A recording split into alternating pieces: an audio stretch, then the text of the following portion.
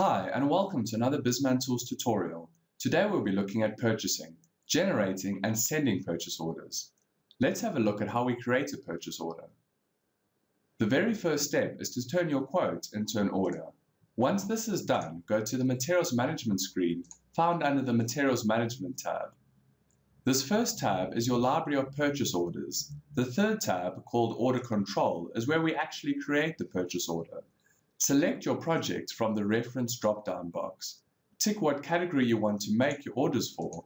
Usually people create the glass purchase order later. For now, we will leave everything selected.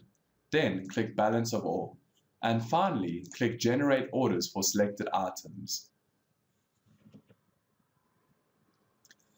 On the right, we see it creating an optimized cutting list for this purchase order. We will find the purchase orders we have just created on the first tab, Purchase Order Headers. You see here 4 purchase orders. In this case, I have 2 for the aluminium supplier, hinges and hardware, one being the aluminium, the other for hardware.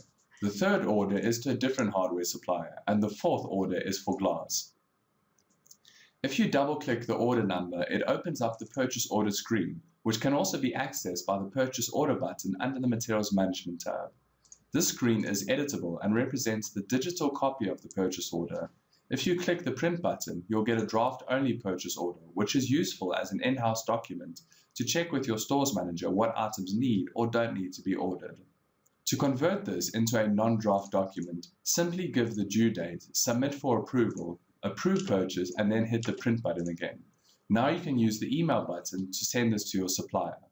I also want to mention that Bizmantools understands outworks and can send a purchase order to your supplier for mill finish and then create a separate purchase order for your powder coater, etc. I'll cover outworks in one of the advanced videos. Today, we went over how to create a purchase order and how to send it to your supplier.